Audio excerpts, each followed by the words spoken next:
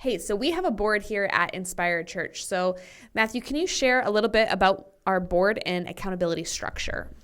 Yeah, this is a big one because depending again on your church background or experience, you might have seen church leadership or polity kind of handled in certain ways. And so sometimes there's a board of elders, sometimes there's a consistory, sometimes there's only men and no women on a board, that kind of thing. We're a Wesleyan church, and so we have men and women on our board, and we are very supportive of women being in the full opportunities that men also have in ministry and in leadership here at Inspire.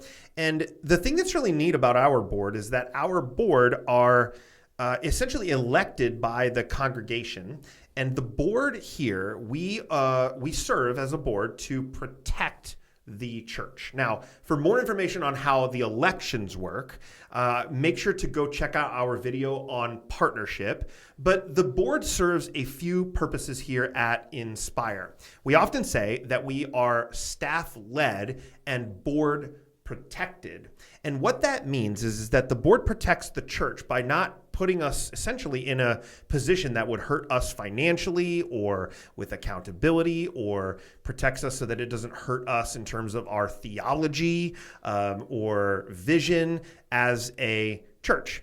And so in that vein, what we are looking for with board members are board members who are spiritually mature and value really discerning Holy Spirit's guidance in our lives, rather than simply making business decisions here at the church. There are some boards in churches where, if they're a business leader, you kind of function like a CEO, that you might be a really good fit for the board. And you may be a good fit for the board here at the church, but we're really looking for people who lead with discernment from Holy Spirit. So we often talk about how we want to be discerners over deciders here at the church. The discernment really focuses in a lot of ways on the long-term vision of our church, such as the Our Turn initiative, which you can hear more about in a separate video. The last thing I'll say is that the board are also leaders who I, as the lead pastor here at Inspire, I am accountable to in a variety of different ways,